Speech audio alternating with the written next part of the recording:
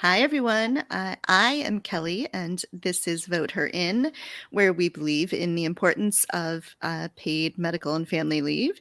And Vote Her In is a collaboration between two broads talking politics and Rebecca Sive, who is the author of Vote Her In and an upcoming book, which she should pitch as soon as I turn it over to her.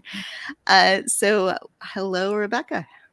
Hi, Kelly, and glad to be here. Maybe I will pitch it, but more importantly, I want to pitch a very big welcome to our special guest this evening on Vote Her In, Dr. Abbie Hodgson, who is the director of the Ascend Fund. And as you all know from listening and watching this program, our focus is always on what we can do to help women move along, move to higher levels, be more influential in the political and governmental spheres. And Abbie has these days, and I hope for years and years to come, a singular role in doing that as director of the fund, which essentially supports the organizations that are increasing and working to get more women into public office. And that's what we're going to talk about, the fund's strategy for doing that and its particular focus on state legislatures, which I find particularly compelling as a notion, having spent a lot of years of my life in Springfield, Illinois, with too many male legislators. But that's like a cocktail conversation. But so Abbie comes to us from New York, but she grew up in Kansas, I believe, and she was there doing a lot of wonderful things and some unusual things, for instance, being the chief of staff to the head of the state legislature, and she then got a PhD, which we can hear more about as well. But then she went on and she, among other things, which I found really interesting, was at Pew Charitable Trusts, working with the staff there and the leadership on developing strategies to, in the legislative context, to get their policy priorities addressed. So she's now been at the Ascend Fund for a couple of years and is going to tell us all about it. And I guess what I want to say, just as a final fun note, is when you read her biography at the Ascend Fund, you'll see that the last line, I have to laugh, talks about the fact that she's a champion pie maker. So I thought that was particularly fitting, given that we're going right into Halloween in a couple of days, and then, of course, Thanksgiving. So welcome, Abbie. And I think what we'll do is I'll just kick off by asking you to tell us about the fund, why it was started, and what its particular goals in starting and continuing are. Yeah, thanks so much for having me, Rebecca and Kelly. I'm a huge fan of the pod and just thrilled to be with you today. The Ascend Fund was initially conceptualized in 2018. And as you may remember, that was tagged as the second year of the woman, the first, of course, being 1992. And as we took a look at those numbers, of course, anytime we see an increase in women serving in elected office, we're thrilled. But women were still only 25% of members of Congress in 2018. And it had taken us 100 years to get to that point with women voting. And we looked at the trajectory and we thought, at this rate, it's going to take us another 100 years to get gender parity for women in politics. And I'm guessing you feel the way that I do, and that simply was unacceptable. This is something I want to achieve in my lifetime, not another 100 years. And so we took a step back and asked, what would it take if we really wanted to accelerate the pace of change? And what we found, and this is no surprise to you two, is that when women run, women win. And the real problem is we don't have enough women running for office. The percentage of women candidates tracks really closely with the percentage of women serving in office. So if you have women as 25% of candidates, they tend to be 25% of elected office holders, give or take a percentage point or two. And so we really wanted to invest in organizations that were doing the recruitment, the pipeline development, helping to bring more women into this space, so they felt confident and like they had the tools to run for office. And so in order to do that, we realized two things. One, stellar organizations already existed. We didn't need to create yet another organization to do this work. But what we found was those organizations were massively underfunded. So even the biggest, best names at the time had a budget of about $1 million a year, and were operating with 3 to 5 staff members. And then second, the organizations were really disconnected. So everyone shared this mission and this goal of electing more women, but they weren't coordinating together. So we thought that with a collaborative fund, we could infuse the space with dollars, while also help to coordinate across the entities to create a strategy to get us there faster. So, can you talk to us some about the incredible achievements that you have had so far in this work? Yeah, so we are thrilled to have invested over $6 million in this space to date.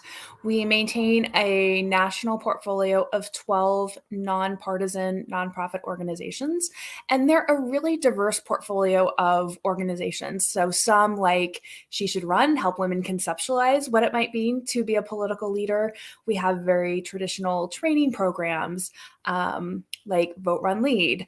And then we also have what we call political homes for individual affinity groups that have some unique barriers that they face. So Higher Heights works with Black women, Victory Institute with LGBTQ+, Latinas Represent with Latinas, New American Leaders with first and second generation Americans. So we've really built out a portfolio that is reflective of what we want to see our democratic leaders look like.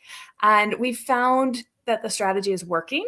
In 2020, the entities trained over 36,000 women to run for political office, which is just mind-blowing when you think about how we're flooding the pipeline with women candidates. Because so often in politics, we get caught up with the next election, right? Oh, 2021, the most important election of our lifetime, 2022, 2024.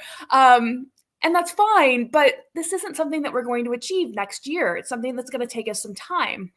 So filling this pipeline with qualified candidates is a really great first step. And then the second step when they run for office is whether or not they win. And those who go through our partner training programs are twice as likely to win than the national average. So the candidates won 70% of their primaries and over 60% of their general elections, which is really a staggering number. So we're really excited about what they're able to collectively accomplish.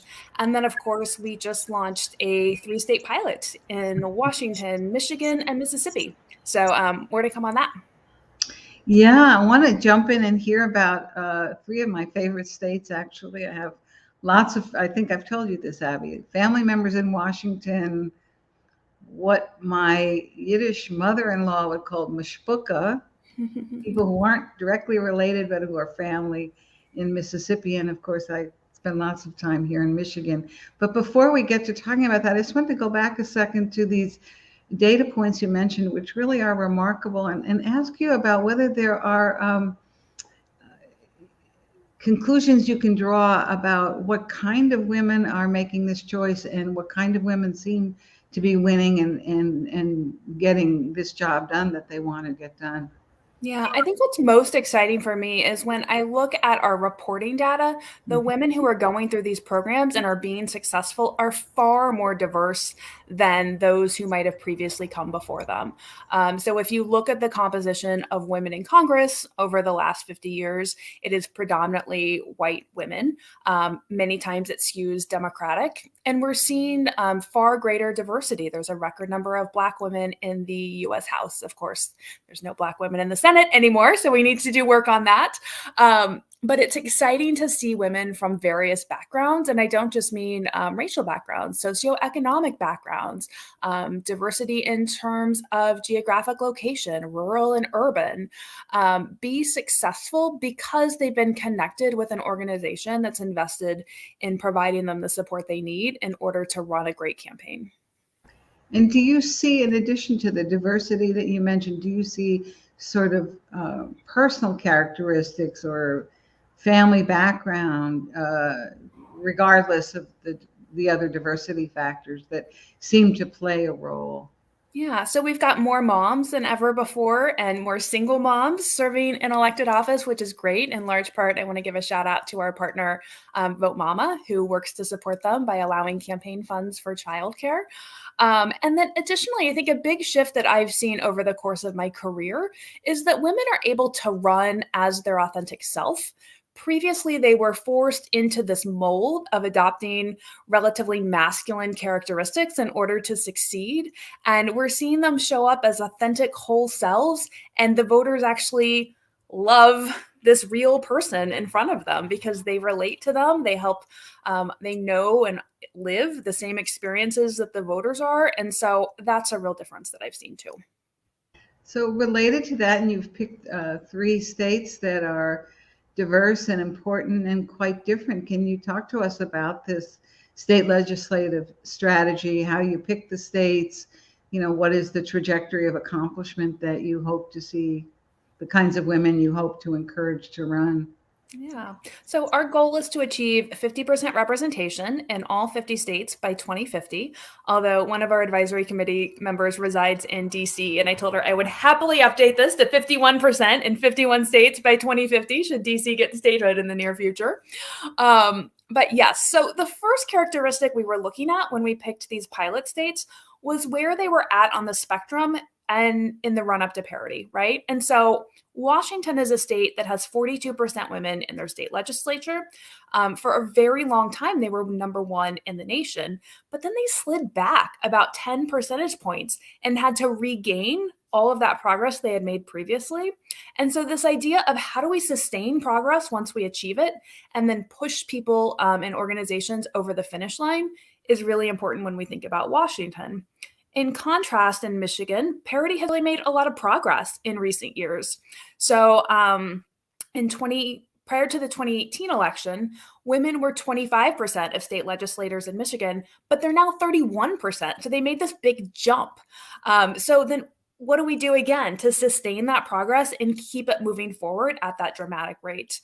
And then Mississippi is really illustrative of a lot of the states in the South. They struggle to elect women. Only 16% of their state legislature is women, and they've never crossed the 20% threshold.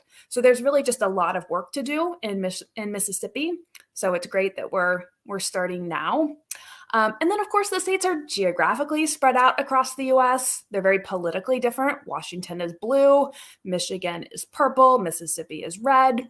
And then each state also has a unique political feature that can affect positively or negatively their ability to elect women. So Michigan, as you know, Rebecca, has term limits in their state legislature, which means we're constantly having to recruit more women to fill the pipeline. In Mississippi, there are no campaign finance limits on state leg races, which anyone that's ever had to raise money, that makes their heart rate go up just thinking about it. So that can be a real challenge for women. And then Washington has the top 2 primary system, oftentimes casually referred to as ranked choice voting. And that's been perceived as a positive for women to get more women into office. So we'll take a look at all the strategies we test in these states, see what we learn, and then apply it to more states as we expand. Can you talk too about strategy for getting women and more women into positions of real sort of leadership and power? It's really important to get this representation, but it's also important to make sure that they're speakers of the House and things like that. So can you talk some about that strategy as well? Yeah. So even as we see women's numbers increase in state legislatures, there's still a really small proportion of leaders in those bodies. And it is the leaders that determine what bills move forward for a vote or taken up. And so until women are in leadership positions, they're not going to have the power that's required to really move public policy, change outcomes, and really transform our democracy, I think, in the way that we would all like to see. One of the things, going back a minute to what's going on, for instance, in Mississippi, if I recall this correctly, one of the ways in which that state has been successful, it has a greater Black population than any other state, as you know, and as a consequence, there have been lots of Black women elected, for instance, as mayors of tiny little towns. And one of the things I just flashed in my brain while you were talking. When I wrote my book, Every Day is Election Day, I featured 4 women from Mississippi, actually. And that was intentional because I wanted to say, and of course you're going to bring this to fruition. But my goal then was to say, there are women doing this work everywhere, right? And various kinds of women. And I'm wondering whether you, in that context, whether as your organizations identify women to run for the legislature and go around these states, are you going to be looking specifically at women who've, even though you run as your authentic self, more so than before, are you going to be looking for women who have had some sort of political or civic leadership experience? Yeah, so I think that you will see a lot of women move from local law office into state office into federal office. I believe about 30% of our members of Congress previously served in a state legislature. So it is a really important launching ground for a longer term political career. So we're really, though, looking for anyone who cares about their community and wants to make an impact. There is no requirement or qualification to run for the state legislature other than you just care about your community and you want to make a difference. So if folks have local experience, that's fantastic. Let's move them on up through the pipeline, but it's also certainly not a requirement for any woman who's thinking about running for office for the first time. Can I say to you, this is such a sort of, I've heard others express this idea, and of course, Vote, Run, Lead, and others are talking about run as you are, right? Which is an incredibly powerful and important message.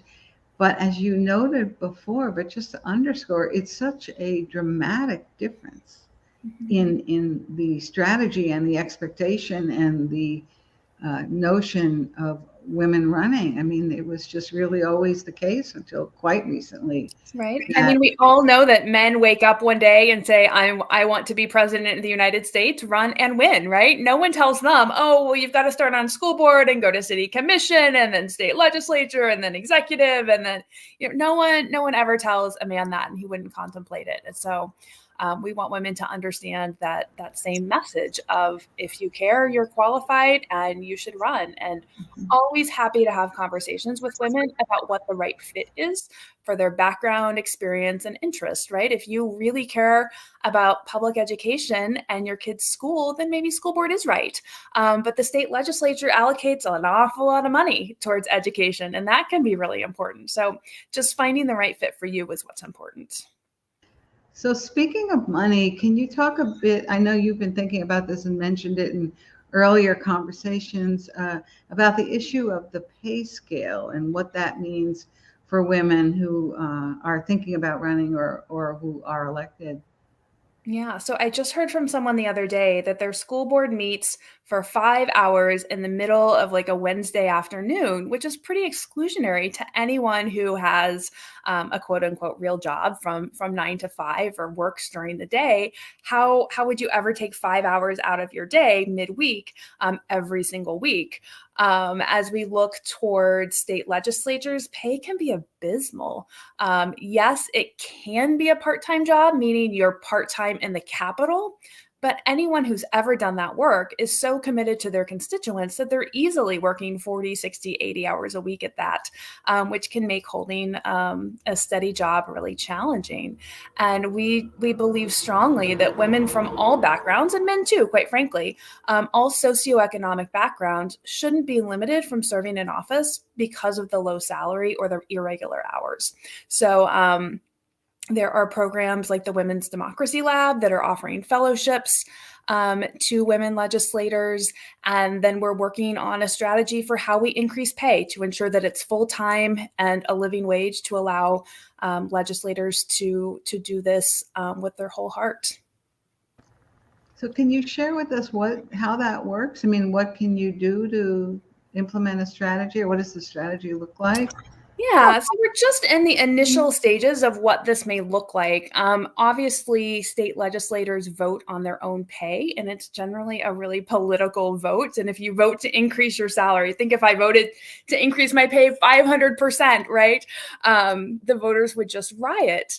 But there's also a common misconception around what our politicians are paid, right? People think they're paid $250,000 a year, which is really far from the truth.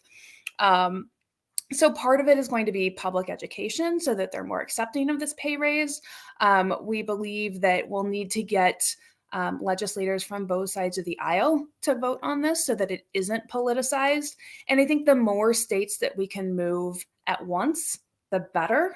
So if your neighbor jumps and you jump, there's a little bit of safety in numbers. So like I said, we're just beginning to conceptualize what this advocacy movement could look like, but it's a really important issue. We hear it from candidates all the time. I'd love to run, but I can't afford it. Or even people who get into elected office and they go, oh, I thought I could make my monthly family budget stretch and I just can't. And so they have to either resign or only serve one term. And it's striking how different the different states are, right? So I live in Illinois, where it is a living wage if you're a state legislator, and there are some states that don't actually pay anything. It's like a per diem. Right. Yeah, you get like $200. Yeah. But I believe the average is about $30,000 a year. Which, of course, is impossible for a single mom. Exactly, right? And yeah, especially if you're having to travel back and forth to the Capitol and it's a long way from your home. And again, that's assuming that they're going to have another job, which it's really challenging to work into the demanding schedule. Yeah. You know, I was talking on this point. I was talking last night to a group of women from the League of Women Voters in suburban Chicago. And I actually was reflecting. I mean, they're devoted, they're working hard. We were, talking about a program they're going to be doing. And I got off the phone or the Zoom, I should say, and I was thinking about the fact that, these were all working women. And, I remember back in the day when, yes, some of the women work, but many more were, like full-time volunteers or part-time volunteers. And, not to get into the whole thing about how the American economy has changed, but, that's less possible. And so I got off the phone. I was like, wow, I mean, I just so impressed. I mean, because they're the ones that are, for instance, helping to identify candidates and push these issues. So yeah, it seems like it's a really important thing to do so that, for instance, some of those women could become candidates, run, be elected, right? I mean, that would be, I do recall that this is a little trivia point on this, the only woman who actually, I believe Kelly lived in her district, who has ever been the majority leader in the Illinois House of Representatives, Barbara Curry, would tell you, and I think she talks about it a bit in my book, that she was able to run because her husband was a full-time tenured professor at the University of Chicago, and she was active in the League of Women Voters and an active volunteer, getting people to the polls and all the kinds of things one does. And then somebody said, well, gee, you ought to run, right? You know how to do this better than these guys you're helping. Yeah. I'm putting words in Barbara's mouth. But I think that's pretty true. Before we finish and say thank you, Abbie, if you would just, we've asked this question of a lot of our guests and it seems to be really helpful. Can you share with us sort of maybe a sort of out of the box idea that you have, it's something that you like to share with women that are thinking about running for office? Yeah, I think back to when I was working on a project for my doctoral dissertation, and I was asking women about why they weren't running for office. And I was hearing from them that all of the stars need to align before they were willing to take that jump, right? So in their personal life, their kids had to be old enough. In their professional life, they had to be financially able and have the flexibility with their work. And then politically, they didn't want to challenge an incumbent. They wanted an open seat and they wanted it to be a pretty sure win, right? They were pretty risk averse. And in my mind, I'm thinking, oh my gosh, these things are never going to come together. If you get 2 out of the 3, you're lucky, but all 3 of these things never happen. So you've got to just take the risk and take the jump. But when you do that, just know that there's a strong network of support of women around you who are invested in your success. And I always tell women when they're running for office, I will come clean your bathroom. There's nothing more stressful than having a dirty bathroom, but sold, I'm going to run. Knowing it's not going to get done because you have a million other things to do. So it's like, I will come and clean your toilets and wash your sinks so that you can go out there and do what only you can do best, which is represent the voters and the constituents and build the democracy that we all deserve. Yes. I'm going to do it. I'm going to run for office now. Fantastic. So you will And I'm going to come and clean your clean my bathroom. toilet. I'll make you a pie too. We'll make that part of the deal. Yes. So that is actually my next question is, what is your favorite pie to bake? Oh, well, it's all very seasonal. So my award-winning pie was a peach pie, but I think my favorite pie would be a rhubarb pie. I've got rhubarb growing in my backyard, so it's nice to be able to walk outside, cut some, and come home and make a pie. It reminds me of my grandmother. Last Thanksgiving, my oven died while my pecan pie was still in the oven. So I'm hoping for a better Thanksgiving pie baking experience this year. Fingers crossed. And Rebecca, I'm not going to let you off the hook about talking about your upcoming book. So please talk about it. Thank you. Well, it relates to what we've been talking about. I had felt for a while after writing Voter In that it would be important, another tool for all these fabulous women who are thinking about running and are running, if they could have some sort of a journal workbook that would help them work through the ideas they have, what they want to accomplish, the way they want to work with other people. So it's called Make Her Story Your Story. And the premise of it is a journal, a workbook, and the premise is that every woman can make her story, and her story in all caps, right? Not just the rich or the famous or anything like that. And that work everywhere is important. So it's very practical, kind of leads people through a series of steps about what to do and what to think about. And I'm hoping that it will engage women, particularly younger women, but not exclusively, in this process of journaling for their public life as well as they may be journaling for their private lives. So that's the goal. It's now, I can tell you, available on the internet for pre-sale. A little scary, but I've been through it before. So, and will be published January 2nd. So thank you for asking. And in that context, thank you, Abbie, for helping to create her story, right? Yourself, and for all of the women out there who are wanting to be helpful. And Kelly, I don't know if Rebecca has shared with you a draft of the book, but I got to see a preview and it was incredibly inspiring. In fact, I don't think I made it 20 pages in before I had my notebook out and was scribbling a story down. So I eagerly await the release of the book. Thank you. So before we leave, speaking of information and sharing information, would you, Abbie, tell our listeners where to find you and the fund? Absolutely. So the Ascend Fund has a website, theascendfund.org. Additionally, we're on Twitter at the Ascend Fund, also on Instagram, or I too am on all the social platforms at Abbie Hodgson, and that's Hodgson. Thank you ever so much, Abbie. It's great to talk with you. And I guess we're going to try the pie recipes, although for me, it'll be the peach and not the rhubarb. That's okay. It's all delicious. There's no such thing as a bad pie. Right. Thank you, Abbie. Thanks for having me.